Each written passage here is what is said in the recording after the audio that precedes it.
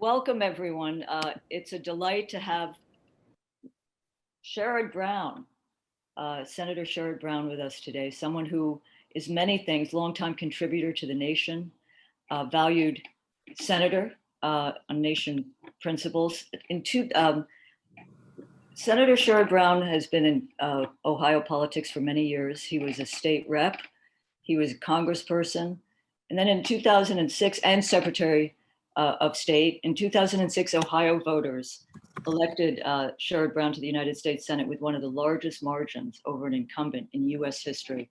And today he sits on a number of committees key to Ohio's future: agriculture, nutrition, veterans affairs, and chair of the banking committee, which is vital. And in the Senate, Sherrod, if I might, gives voice to Ohioans who've been left behind by the special interests that dominate Washington. He's a fighter, has long been a fighter for an economy that restores the dignity and value of hard work in America. He'll talk to us a little today about the wrong-headed trade deals, what he's doing now with President Biden in the Senate. He's always been on the forefront of thinking creatively about new trade deals and the dignity of work. His better half is Connie Schultz, who is a Pulitzer Prize winning columnist, nationally syndicated, and was with the Cleveland Plain Dealer for close to a decade. I wanted to say that Senator Brown has a hard out at 12:45, so we're going to get moving. Senator Brown, you've stood, as I said, for workers' rights, workers' dignity for decades. You were, in fact, I don't think I'm wrong, in Seattle in 1999 at the WTO protest, understanding how significant that moment was. How has the trade issue shifted our politics, affected the Democratic Party, and how are you now re-engaged in reworking trade policy, along with others in the Democratic Party, as a practical political issue? And again, thank you so much for joining us. And may I say, John Nichols, who has interviewed Sherrod Brown for many, many years and been central to the nation's understanding of Sherrod Brown's politics, is joining us, national affairs correspondent, and much, much more. So thank you, Katrina and John, and all of you, Aaron, and all of you at the Nation. And thanks for the couple hundred people I understand that are on this call. Thanks so much for letting me into the Nation family. I remember years ago sitting in Katrina with her beloved husband, late husband, now Steve, in their living room watching a presidential debate more than 2 decades. I can't remember which debate it was. It was a long time ago, but thank you for always staying up the right issues. And I remember the Nation's coverage of the battle in Seattle in 2000 and the impact that had on the long-term, I think on long-term progressive politics and where we are as a country, where the nation already was and where we are as a country now in trade. And what's happened, one of the interesting things of the Biden administration is because of Catherine Tai, the US trade rep, because they can see where the mainstream of the Democratic Party is on trade. We now, for the first time in my memory, I think probably in my lifetime, several decades of lifetime, we now have a worker-centered trade policy. We got an amendment in the Trump corporate trade bill when Trump renegotiated NAFTA. It was really another corporate trade bill until Senator Wyden, the chair of finance now, and I, as a senior member of that committee, wrote the Brown-Wyden language, which is now the centerpiece of our trade law, which is all about workers. And they've already twice used that provision to lift up workers in Mexico, which will ultimately lift up workers in this country too, because the days of a tax policy and a trade policy, and this was always John and Katrina and the Nation's view on this as it was mine, our trade and tax policy encouraged companies to shut down production in my hometown of Mansfield, Ohio, or Toledo or Dayton, move overseas, evade environmental laws, weaken, exploit workers with essentially no labor protections in those countries, produce products and send them back into the United States. And those days, from now on with our government, those days are gone. In the center of the Democratic Party with Joe Biden and with all of us is a trade policy, as I said, that puts workers at the center. And that's a very significant development for international economics that I know this magazine and the readers of the Nation welcome. Senator Brown, some of the people on the call may notice you have a pin. You're wearing a pin, and it's, I believe, of a bird, a canary in a bird cage. Can you tell us why you wear that? Yeah, I was at a Workers' Memorial Day rally, and thank you for asking that, Katrina. In the late 1990s, when I was a member of Congress in a working class steel town west of Cleveland, Lorain, Ohio, that town is known best for being the girlhood home of Toni Morrison, I might add. And I was given this pin. It's a depiction of a canary in a birdcage. Nation readers with the sense of history that every single nation reader I've ever talked to has, understands the story of the canary going down in the mine with the mine worker. And if the canary died, the mine worker, who had no union strong enough or government that cared enough to help him, the mine worker was on his own. So he had to get out of the mine. And the canary in the cage symbolizes to me the role of government in our country, a government that does sometimes side with workers, whether it was the New Deal or whether it was the Johnson years or whether it's now the Biden years, side with workers. And as a result, when you have a pro-worker, pro-consumer, pro-civil rights government, life expectancy increases. We live 30 years longer.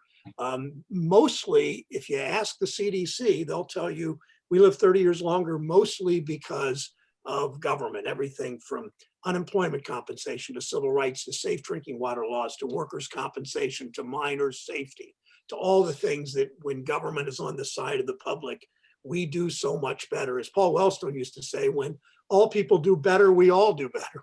He said it better than that. When we all do better, we all do better. And that really is what this canary is. And it's about, I do think, I was in a small meeting with the new president back in February. First time I'd been in the Oval Office in a good while. And he was meeting with some Democratic committee chairs, a half dozen of us. And we each went around the room and just said what we were interested in. I talked about the child tax credit and trade policy and pensions. And each of us said something. And then at the end of my little 60, 90 seconds, I said, Mr. President, thank you for talking about unions. And he came up, he smiled, and he came up to me afterwards. He made a beeline. He said, why wouldn't I talk about unions? And I said, because that's the first time I've been in this office where I heard a president of either party talk about unions. So this is a different era, and we've got to keep it going. It's up to nation readers and progressives to make sure this era goes in the direction we want it to, but we're off to a good start. Thank you for those words. A question related to keeping it going. You are a historian of the Senate, and in the last you've written a book called Desk 88, which some have said is the most imaginative book. I think it's the imaginative book out of the Senate, most imaginative since Profiles in Courage, John F. Kennedy's book. Can you tell us why you wrote it, what the lessons are for us today? I'm thinking the Senate faces some existential crises, if I could be so heavy, the filibuster issue, which would permit us to keep going in a good way. But if you could tell people, I love the Bobby Kennedy section, but also Herbert Lehman. I don't know. And George McGovern figures in it, Hugo Black, and Thanks. George. About 10 years, well, when I first came to the Senate, a decade and a half ago almost, I sat, we were, the freshmen choose, everything's done by seniority at the beginning. The freshmen choose where they're going to sit on the floor last. And I sat down on the Senate floor, and somebody said, pull out the desk drawer and look at who signed the desk and who sat there. And I saw Herbert Lehman, I saw McGovern, I saw Hugo Black, and then it just said Kennedy. No first name, no state. So I walked over to Ted. I said, come here a second, would you? And he walked over.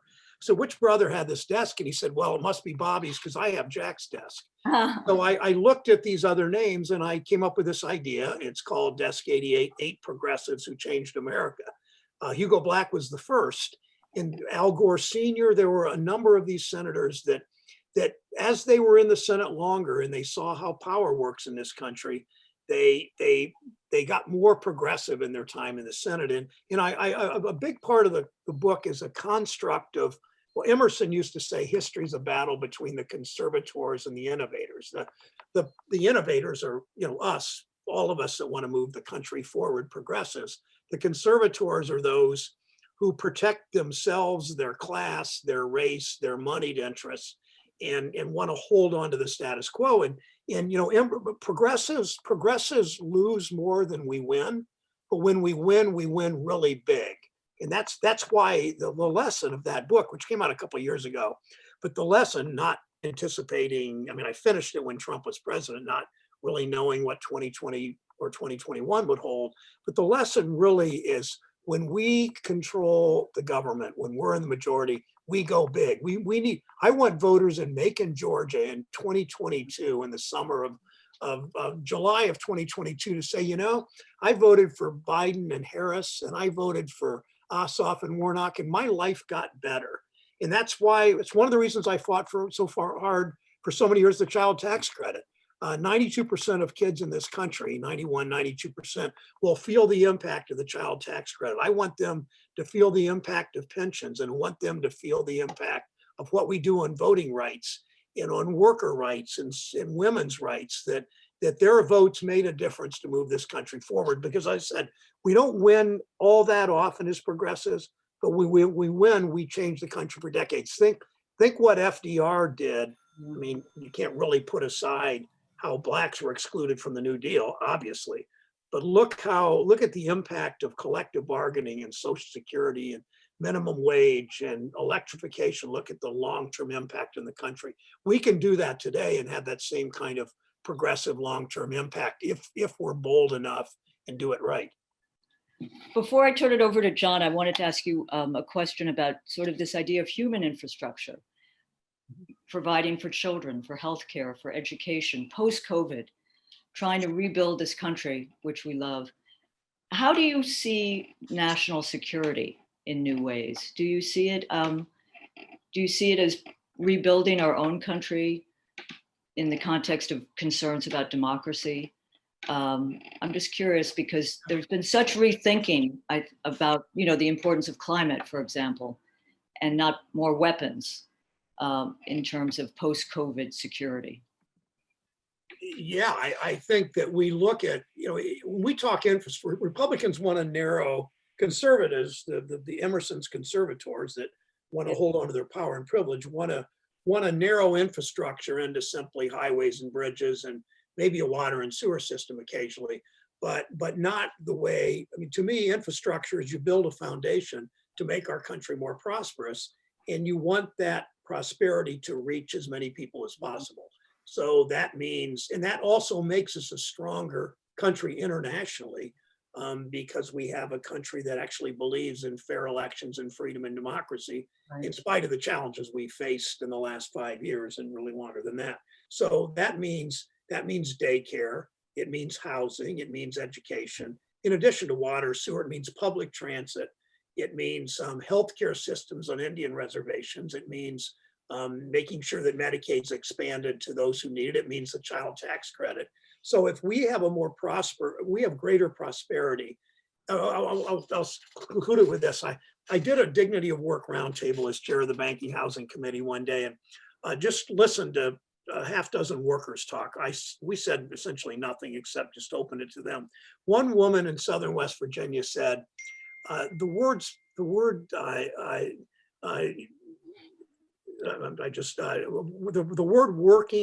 working and poor should not be in the same sentence. And she has been considered her whole life the working poor. Yeah. She works every bit as hard as any of us on this call do. She just has almost nothing to show for it. And if we believe in work and the dignity of work as a nation, and we preach this internationally, it means that no American who works hard should be denied a decent standard of living. And to grow a middle class, you need that foundation. And that's why infrastructure is defined much more broadly than the narrowness, important, but the narrowness of water, sewer, and highways and bridges. Thank you. John, I'm going to bring in my inimitable colleague, John Nichols, hey, John. To continue. I'm honored to come in, Katrina, and thanks so much for hosting us here today, and thanks, Senator, for joining us. Of course. You and I have known each other for, I was counting it up, and it's now over 30 years from when you were Secretary of State in Ohio. And one of the striking things about you is that you're now known very much for your work on labor issues and your work as a US Senator, but you have a long-term commitment on voting rights. It's been a really central concern of yours, and you were very outspoken after the Georgia election about in 2018 about the headaches that occurred down there. Talk to us for a few minutes about, your experience as a Secretary of State and your concerns about where voting rights are at today. Thank you for that question, John. When I was Secretary of State in the 1980s, and one of the things we did is I reached out to corporations and asked them to help us. And the McDonald's Corporation printed up 1 million, John remembers this, 1 million tray liners. You go to McDonald's, they put that piece of paper, that tray on the plastic tray, and those were actually voter registration forms printed up at McDonald's expense. You could fill them out, you could spill ketchup and mustard on them, you could mail them in, and they still counted. And we registered thousands of voters that way. That wasn't by itself all that significant, but what was significant is we had pretty good bipartisan interest in reaching out and expanding the electorate. I mean, Republicans weren't over the moon helpful, but they were not reluctant, they were not resistant. But what happened in the last 5 years is Republicans, with demographic change in this country and with so many young people, just, much more progressive than young people frankly, of Katrina's and John's and Aaron's and my generation and generations. That young people are more progressive, and Republicans know that they're losing the battle. So after most elections, when Democrats lost to Reagan the second time in '84, we kind of re-examine, what are we doing wrong? How do we appeal to this group? How do we talk to them? How do we organize differently? How do we have a different message? Well, what Republicans did after this election, the first time really that I ever remember, is they decided it's all about changing the electorate, that the Republicans office holders want to choose the voters rather than the voters choosing the office holders. And that's a fundamental shift in US policy. That's why really doesn't matter what I did in the 80s on elections. What does matter is that we begin to have national standards, so states can't just bail on democracy as some of these states are doing. And that's why it's so important that we pass a strong version, if not an identical version, to the For the People Act. And we need to do it quickly. There's just nothing more important for a democracy than getting that bill through the Senate, getting it through the House, and getting it to Biden's desk. It's not easy because you do have, obviously, it seems like united Republican opposition, or at least overwhelming Republican opposition, and some challenges within your own caucus.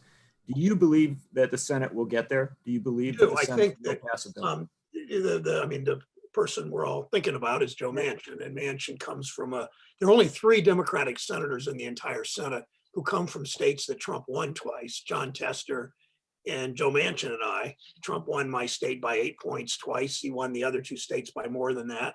My state's a big, complicated, pretty conservative state that doesn't, unfortunately, young people, we have an out migration of young people, net out migration, and that's our biggest problem, both for our economy and our quality of life, and I guess third for our political system. But Manchin has come back to Democrats and said, I've got a set of proposals that I like, most of which Stacey Abrams weighed in and liked much of what Manchin proposed. So it won't have everything in it that I'd like to see. We need 50 votes. We then need to relax the filibuster or eliminate it, or however we do that for at least this one set of issues. I'm hopeful when Joe Manchin continues to see the absolute recalcitrance and obstruction of the Republicans. I mean, all of us on this call saw it a long time ago. Mitch McConnell said he wanted to see Obama fail. He said, he's already said this term, I want to see Biden fail. McConnell and Republican rank and file always follow McConnell. I mean, one Republican colleague told me the other day, well, Mitch is mad at me because of my vote on something. And I thought, no, he's not. Mitch is fine with your vote on that, as long as you get in line for everything else. And McConnell will go down as one of the worst, one of the best and worst leaders in the Senate, best in terms of effectiveness, worst in terms of the damage he's done to the country. So true. Let me ask you about, you mentioned that Ohio is a conservative state, or a relatively conservative state. It hasn't always been such. It's often sent some progressives to the Senate and even had some progressive governors along the years, but it's been very rough in recent decades. Why is it and I know your ego isn't that large, so you'll be modest about some of this, but why is it that when Democrats have pretty much lost everything else in Ohio, you have continued to win?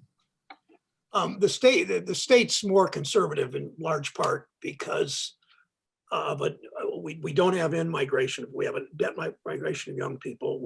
Immigrants aren't moving into the state, and the decline of the labor movement. Those are probably the three things. I'll illustrate that question, I guess, the answer with a short story.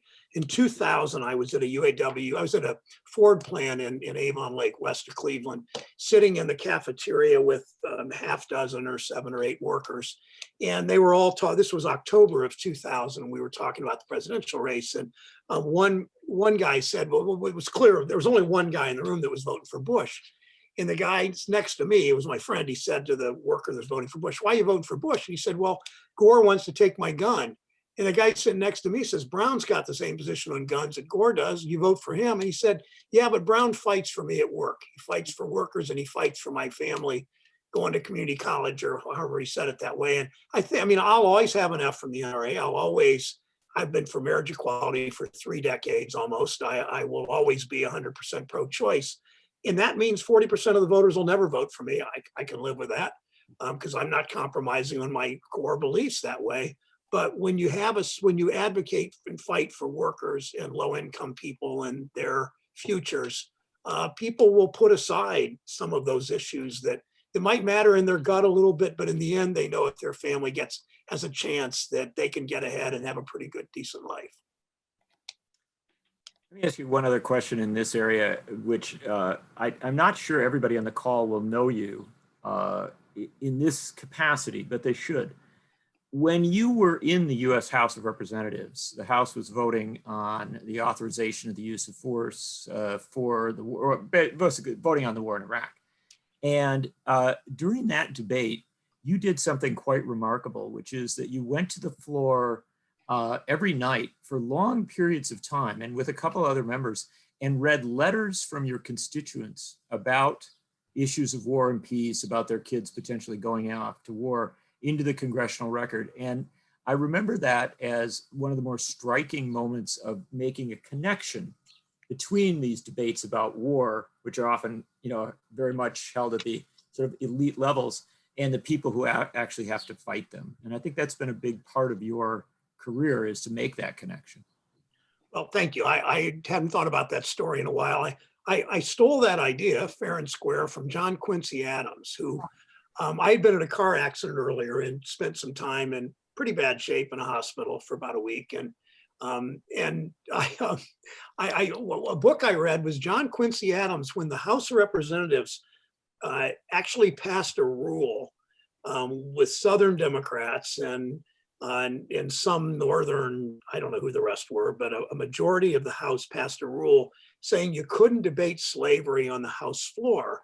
John Quincy Adams, whom they just couldn't expel. They expelled or threatened to expel a guy from my wife's hometown of Ashtabula, Ohio, a guy named Joshua Giddings, who was trying to speak against it. But Adams, as a former president, had a little bit more, a little more shield to be able to armor to be able to withstand that. So he went to the floor every day, supposedly, and he read letters from garden clubs in his district. And I assume these letters are mostly from women who couldn't vote in many cases, like the Braintree Garden Club and the Quincy Garden Club and these different groups. He read letters about slavery, and they really couldn't do much about it because he wasn't debating. He was just simply sharing his constituents' views. So I remember Marcy Kaptur, Rosa DeLaura, Jan Schakowsky, a number of others who were all outspokenly opposed to the Iraq War. And we got emails and letters from constituents all over our districts and all over our states, and just shared those letters on the House floor without much comment, because the letters were so passionate and so fluid and so illuminating that we didn't really need to expand on them. And it really, to me, was, again, I didn't come up with the idea. I just stole it fair and square from John Quincy Adams. But what's not cool about 150-year-old idea, right? And just got out on the floor and read. We did it. I don't know, maybe we did it 20 times. I don't know how many times we did it, but night after night after night. And we saw, even though Bush won on going to Iraq, the country lost by a lot on it, of course. But 3/5 of the Democrats, something like that, were against this war. It wasn't like all the Democrats jumped on and said, this is a good idea. And I think that things like that helped to move the country. And it was, the articles that the nation wrote, just one after another against this war, and the organizing that so many progressives did, and so many, parents of soldiers did, that saying we shouldn't be in this war. And it clearly was one of the worst decisions of our adult lives. Yeah.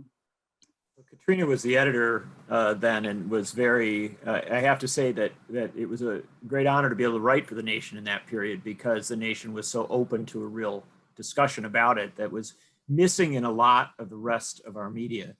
And as we were preparing for this discussion, Katrina and I were talking about another of your areas of interest that is not always highlighted as much, or people aren't always as conscious of. And that is, you have, perhaps by virtue of marriage, but also because of, I think, a long-term interest on your part, been very engaged with the state of journalism in America, and whether we can save newspapers, whether we can save magazines, whether we can continue to have a robust media in this country that is diverse. Tell me a little bit about your thoughts on that and what you might be working on at this point. I've seen, we know what's happened to print journalism, and how just not unlike much of the rest of the economy, the banking world, the world of agriculture, there are bigger and bigger players as big conglomerates buy up and first put out of business or not, and then buy up and make these smaller newspapers into bigger and bigger and bigger conglomerates. And I just think that I'm hopeful that this administration, and there seems to be some interest in the Senate for the first time in a long time on antitrust law. And I'm no expert in antitrust, but we have I'm not a lawyer, but we have a new chair of FTC, a young woman. She's, I believe, in her mid-30s, whom Biden has nominated. I think that she's going to be aggressive on this. We have more interest coming out of the Judiciary Committee in the Senate on what we do with antitrust, and I think it's going to apply to journalism and media conglomerates as it does others. I remember back during Dodd-Frank in 2009 and 10, I had a floor amendment with Senator Ted Kaufman, who was Joe Biden's appointed successor, a senator from Delaware. And Kaufman and I had the bill to break up the large banks. We got 34 votes out of 100. That isn't a majority, putting it mildly, but it showed a real interest among a lot of senators that these banks are too big, these media conglomerates are too big. They don't serve the public when you have this kind of, Gilded Age sort of economy that simply doesn't, there's a reason that the term working poor is still out there. There's a reason that most of the prosperity's gone to the 10% wealthiest people in this country. Before we go to questions from our great number of attendees, and we've got several already, I wanted to check and see, Katrina, is there anything else you want to throw in our mix before we go on to questions from some of the folks who've joined us? I just wanted to follow up very briefly on the antitrust issue. It does seem like an antitrust moment. And here we could hark back to another Roosevelt, Theodore. And there's that kind of transpartisan spirit. But just to let you know, Senator, we've been in touch with Lena Khan and David Cicciolini, and Nation, in a very serious way, is suing Google because of remnant advertising issues and how they're eating our lunch, and the kind of predatory behavior that has impaired the possibility of a truly independent media. So we're working with Amy Klobuchar as well. But I do think Lena Khan and Tim Wu are two very important appointments in an area which I think is ripe for transpartisan support, because people in small communities, if they can afford cable, you want to get a sporting event, you got one cable channel, they're going to rip you off so badly. Anyway, but I want to just thank you, and we'll go to questions because I know there are many. Thank you. And Tim Wu's my brother. My brother's over on Father's Day with my kids, grandkids, and we were talking about Tim Wu's relatively new book, and yes. There are big ideas, and the importance of this administration. We're all exhorting Joe Biden to go big, And we go big, and we always in our mind think, how do we make people's lives better? It makes the new FTC, it emboldens them, it emboldens us with child tax credit, all the things we need to do. So thanks for that, Katrina. Questions? All right, we have a lot of them actually. And so I'm going to go right into them, and people should keep submitting them in the chat area. And Peter Rothberg's doing a great job of coordinating. Cindy Grossman asks right up front, she says, many Republicans claim that a possible labor shortage in restaurants and the service industry is the result of too generous government benefits, not exploitive wages. How does our immigration policy impact labor shortages today? And I think she's sort of bringing together two questions there, but let's start initially with that question of, there is certainly a Republican meme out there right now that says we're just giving unemployed people too much money. Well, during the negotiations on the CARES Act, I was negotiating for assistance back in April of a year ago, 15 months ago, more assistance for emergency rental assistance for people that were about to be evicted. And one of my Republican colleagues sitting across the table said, Sherrod, why do we want to do that? We just gave these people $600 a week in unemployment. How much do they need? I mean, there is a view among conservatives, among Emerson's conservators, that these people shouldn't have much. We want, because it just keeps labor prices down for them. I mean, it really does. We know that. This argument that if we give, they all want to stay home and be lazy, is just so specious. The fact is, most people aren't going back to work. Who are not going back to work. It's much more about childcare. It's much more about fear in the workplace of getting sick. I mean, think of the essential workers, the bus drivers, the not just the obvious ones like hospital workers, bus drivers and grocery store workers and others. I know of a woman in Youngstown, her daughter lived in Columbus, got sick working in a grocery store and died of COVID, and she was about 30. I mean, we know the difficulty of returning to work. One worker told me, a grocery store worker said, they call me essential, but I feel expendable because they don't pay me much and they don't protect me at work. And wages are still so low. So what's happening is wages are starting to go up. Employers are paying more attention to what their workers need at the workplace, including scheduling and safety in the workplace, two really important things for particularly young families with children.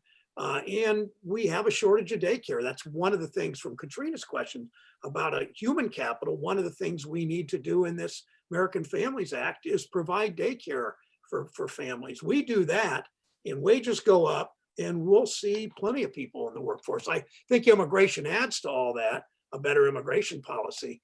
But clearly, we for the first time, we would be good to have as we now have a more worker-centered trade policy, to have a more worker-centered economic policy generally, where people that work hard can actually get ahead. And we haven't seen that in this country really in decades.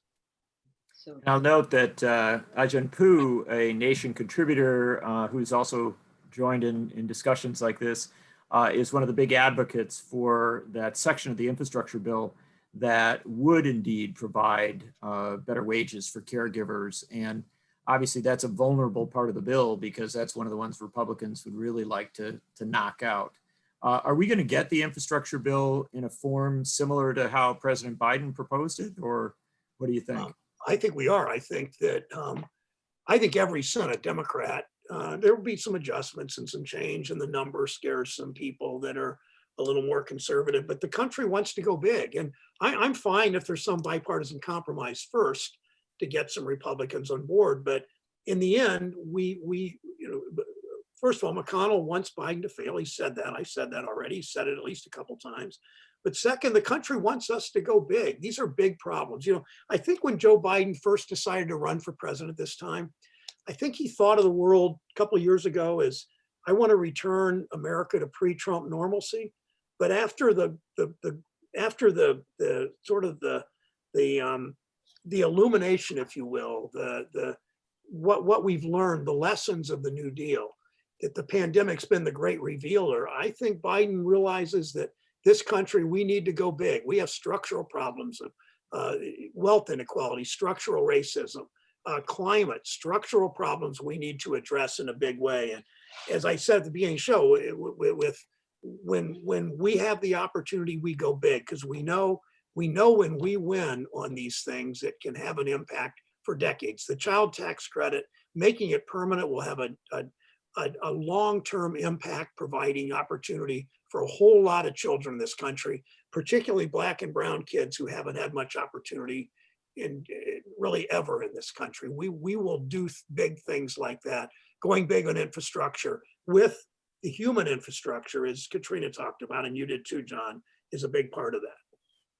We got a question from Ann Martin, and she says, I find it interesting that we talk about national and federal standards, like obviously on elections and on other things, when we are in control. But I have to say that we were very supportive of states' rights during Trump's reign, using the term loosely. How do you get the right balance between the federal government, national and level, coming in and trying to set standards for elections, trying to set standards for labor law, for all sorts of other things, and allowing the states to innovate, allowing the states to do their own thing? Well, you build a floor under it, and you build a floor under voting rights, that there are certain things you have to do to guarantee people's voting rights. And we do that in many things. I mean, there's that amalgam of state and federal law. I mean, here's how we don't do it.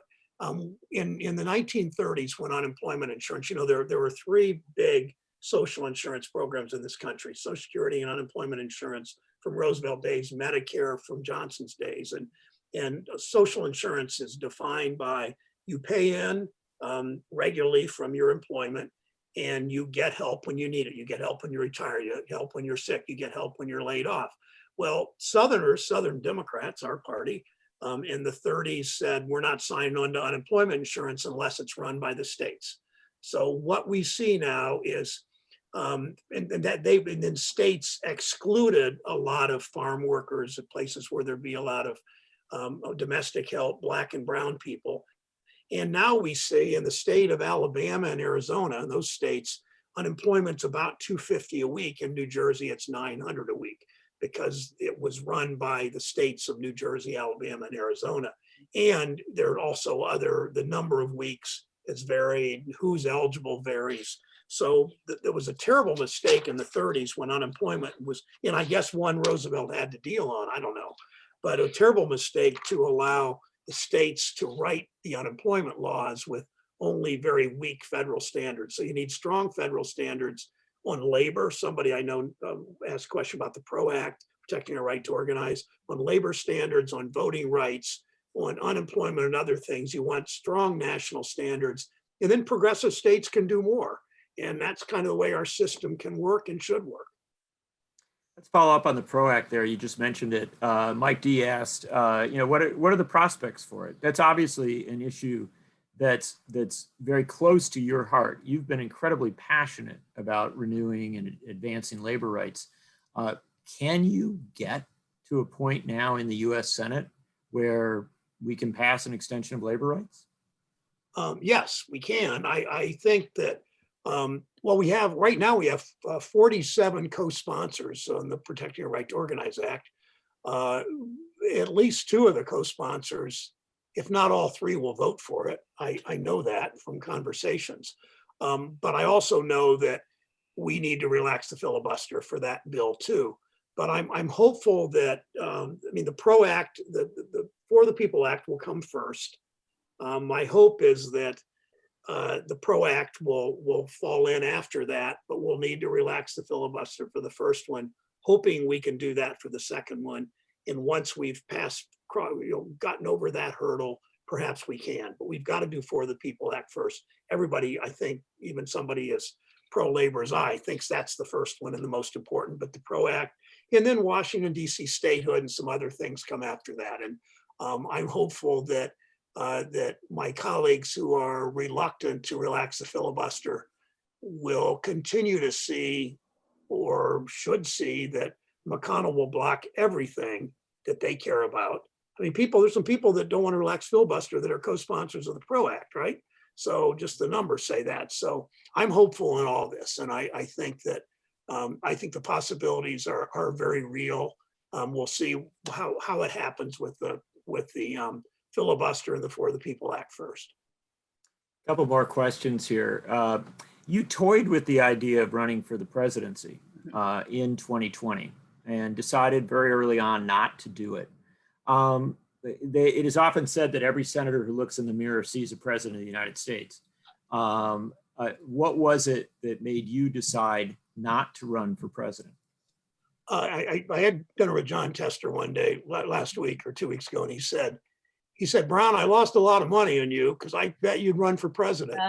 And I said, yeah, John, well, that's because you think every one of your colleagues wants to run for president except you. So I did this Dignity at Work tour, went to the 4 early states with my wife and with some friends, and it was a great tour, and I saw parts of the country I wouldn't have seen otherwise. And in the end, I just thought I could serve well in the Senate. I just didn't have the fire in the belly. I mean, sorry about that cliche. I just didn't have what you really need to put everything else aside in life and focus the next X number of months to run for president or X number of years. And I hadn't really thought about it until the 18 election, when I won a conservative state by a decent margin. And I'm not saying a zillion people came to me and begged me to run, because that never happens to any politician, in spite of what they all say and we all say. But it was a fun 3 months to think about it, and no regrets that way at all. And I love what Joe Biden's doing in the country now, and it's just kind of an amazing time for us as a nation. Let me, for our last question, let me focus you back into Ohio, and it comes from Emma G. And she's got several questions here. I'll ask them and break them up a little bit, and it'll take us out of our conversation. How popular do you think Donald Trump still is in Ohio? I think that I know he won the state by 8 points twice. I think that January 6th and all the aftermath means that he wouldn't win a majority today. I think that Joe Biden's successes and how we've moved decisively in a big way on child tax credit, pensions, infrastructure we're about to, and a number of other things, and child care and what people see from that, I think that that the Democrats and progressives are offering something else. It's how certainly Trump has lost some popularity. But it's more what we offer in the contrast. Politics, as you and I have talked, John, is always about contrast, and it's whose side are you on. And there are some, I mean, I get about 1 out of 7 Trump voters to win my elections. There's a lot of ways, a lot of reasons, some harder to figure than others. But I know that a strong progressive message with accomplishment wins in Ohio, and that's what Biden's doing. And I think we've made big accomplishments. I called on March 6th, the day we passed the American Recovery Plan. I called that the best day of my career, because we cut the child poverty rate by 40%. We helped small business, we helped pension, we protected some pensions, saved some pensions. We did a lot of things in education, healthcare that had not been done in our country. And so Trump's popularity declines as Biden's, not Biden personally, I don't really care about that, but as Biden's accomplishments and our accomplishments together grow. And then it's up to us to go back and say, look what we've done to make your life better. Your life's getting better with Biden. We need to make sure people understand why, because they're not thinking about, what Michael Bennett and Sherrod Brown and Cory Booker and Raphael Warnock did with the child tax credit. They don't care who did it. They don't know who we are. That doesn't matter. But they do know they're going to get a check for $300 per child every 15th of July, and then every month after that, and that will change their lives. We're coming up against your exit time, but we've got one more bit of a question. You got a moment for one last piece here? Of course. All right. And it actually goes to the heart of it, again, from Emma G. And it's on Mitch McConnell. He recently said some pretty jarring things about Supreme Court picks, and said that he didn't think that they would if he's in control of the Senate, if he's majority leader of the Senate, couldn't see a way that they would have a vote on a Biden pick for the Supreme Court in 2024. And then as the conversation went on, he suggested even in 2023, they might try to block a Biden Supreme Court pick. how should senators and how should President Biden be thinking about this prospect? Because the Supreme Court picks become very, very critical when you have a Democratic president and a Democratic Senate. Well, it's why elections matter. I mean, if you can't help but noticing what the Georgia special elections did to this country. We never would have passed the child tax credit or so many other things without winning those two special elections, and it still holds. I mean, the difference is Mitch McConnell is so anti-small d Democratic, and he doesn't care about democracy. He doesn't care about the future of the country. He cares about giving wealthy people as much power as possible. He understands redistricting. He understands voter suppression. He understands the power of a pro-corporate, ultra-conservative cultural issues and economic issues Supreme Court. He understands power politics. He's good at it.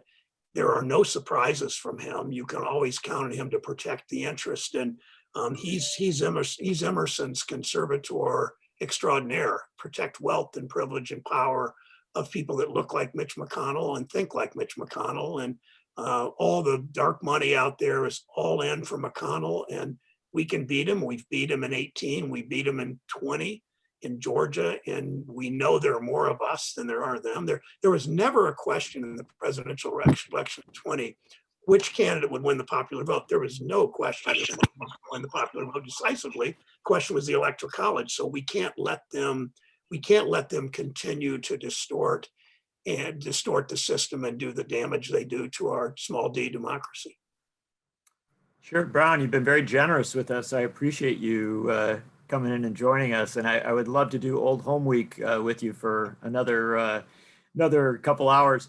But I want to bring Katrina vanden Heuvel back in to thank you for joining us. And thanks, John. also, We'll do it again. Thanks.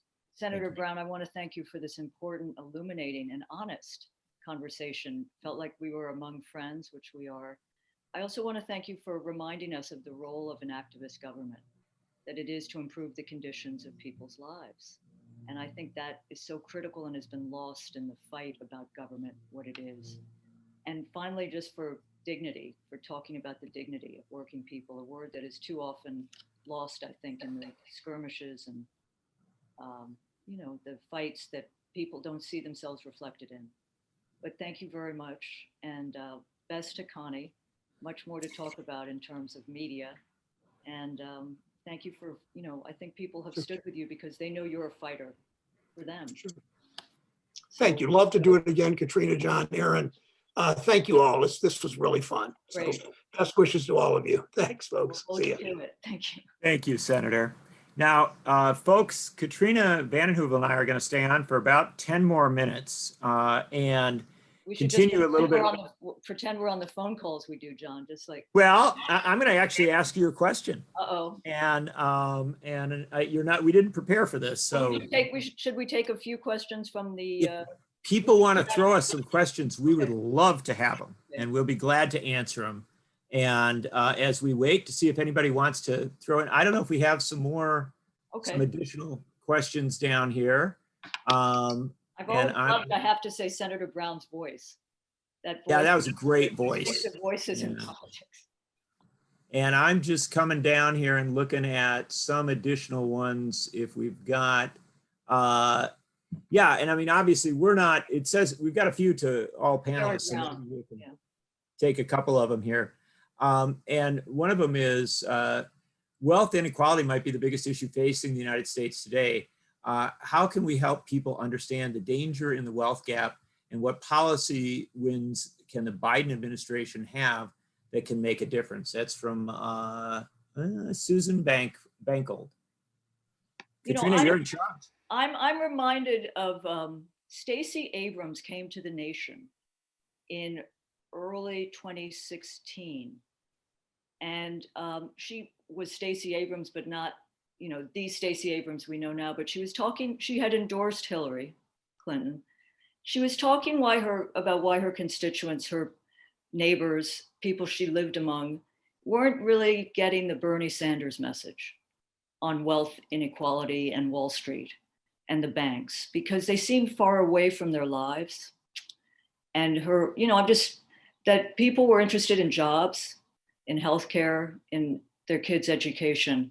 And I think making the connection, which is so real, between the power inequality that wealth inequality breeds and the fact that you can't have a democracy worth its name if these gaps exist, and the social mobility that made this, quote, a democracy has been obliterated. And so I think the importance of connecting wealth inequality to people's lives is still something that, with all the terrific data and all the work of Senator Warren, Senator Sanders, the economists like Piketty and Says and Zuckman have, we need to connect it to people's lives. And it shouldn't be difficult because it is eating away.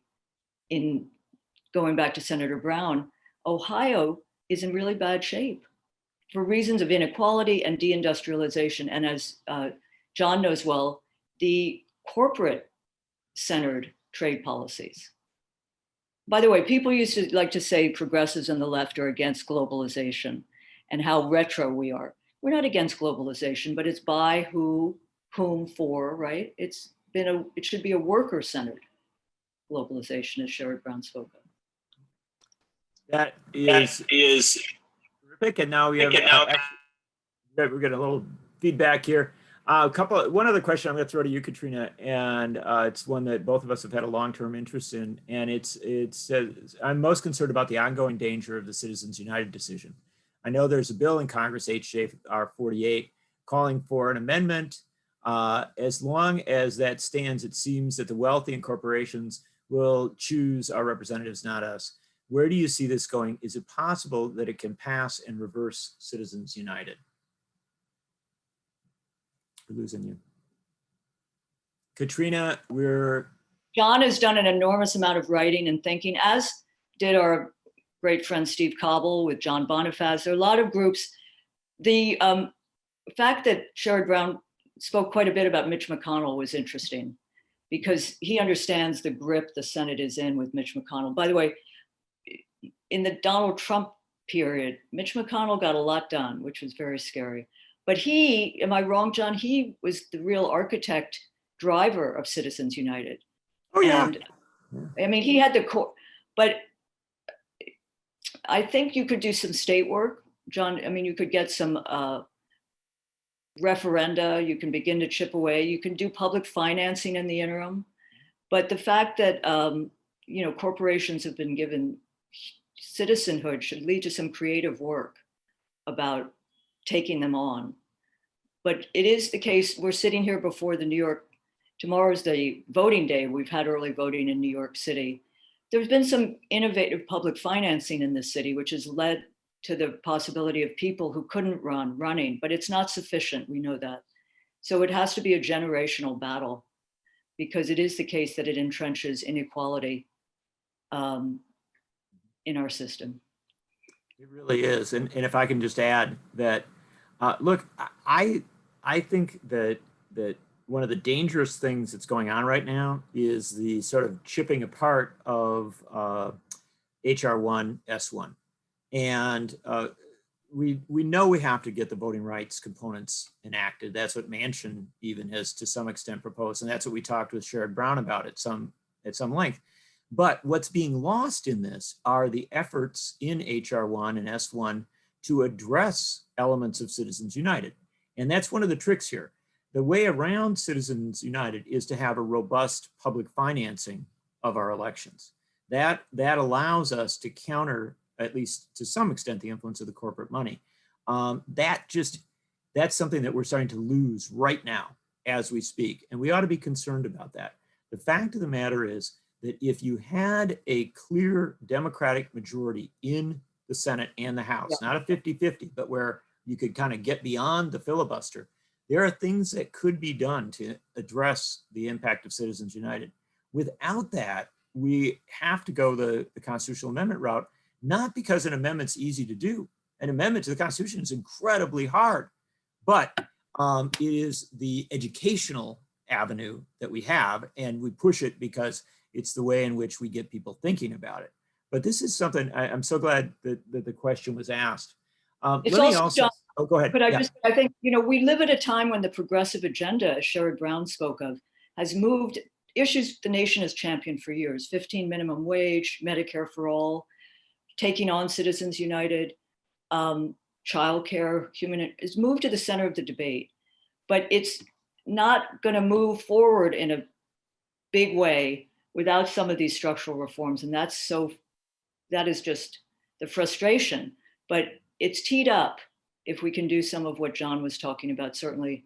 And it is the case that people who don't have money have entered the electoral system and have come from movements. But again, could be bigger if you didn't have some of these grips of corporate power.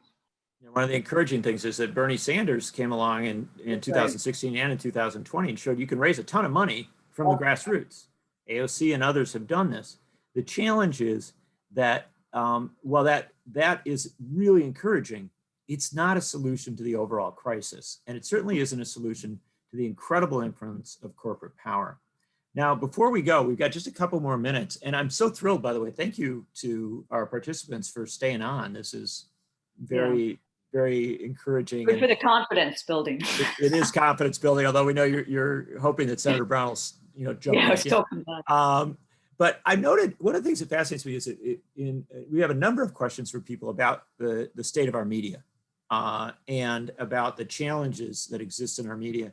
And one question that I'll take quickly, and then I'll throw one final one to Katrina, was about the new organizing, the new union organizing that's occurring in digital media and in a lot of our new media. And it is happening, but it's really vital too. I want to emphasize we have so many fewer avenues now for young people to come into journalism than existed when Katrina and I were coming up. And that is just the fundamental reality. So many of the small papers aren't hiring. So many of the just different ways in which you could get in aren't there. So but young people are coming in on these digital platforms, and they're getting jobs. But these are often incredibly exploitive places. And so this is one of the most vital areas of work for media unions. And there are several unions that are working in this area. I think it's got tremendous potential. One of the reasons I think it has tremendous potential is we're 10 years on right now from the Wisconsin uprising, when Wisconsinites rose up to fight against Scott Walker's anti-labor laws and the Occupy Wall Street movement that came after that. And we have a young generation rising now that's pro-union, that is passionately pro-union. And all of us have to back them up as they organize in the workplaces and on the media platforms where they work. So it's very important. I would say also that there's a school of journalists, young journalists, who are interested in labor reporting. That's right. Which kind of went by the wayside. And labor reporting is really important, because how do people get their news? If you're not reading about labor reporting, you don't think labor organizing exists. I would say, well, that's not true, but the media defines reality for so many of us. And you won't get a lot of incisive, important media reporting from a mainstream. I will say the nation, for many, many years, looked out around the landscape. There was no unionizing at media institutions. We were unionized in 1938 by Heuvel Brown, who was one of the founders of the Newspaper Guild. I just say that because often the nation is early, alert warning, but it's true what John says. And I think that Sherrod Brown isn't he the only Democratic statewide office holder in Ohio, if you had not had the collapse of regional papers, of other papers doing the work, reporting on labor communities which were being ravaged. So there's obviously a tie between all of this. I have to put an exclamation mark on that. And we're coming close to the end of our time here, but I'll just add one final element in this area. And we had several questions about, kind of the future of journalism and where it goes. And you folks have joined us and who have stuck with us for this kind of last bit of our conversation are really vital to that, because the Nation magazine has been able to hold these weekly conversations with some very prominent people in politics, in activism. When we had our kind of conference last fall, we had even the Prime Minister of Iceland join us, and Bernie Sanders and others. There's a reason for that. And the reason is that for all of our flaws and for all of our imperfections, the nation has stood up as an alternative to so much of the major media in this country, which is so vapid and so diminished in its depth and character.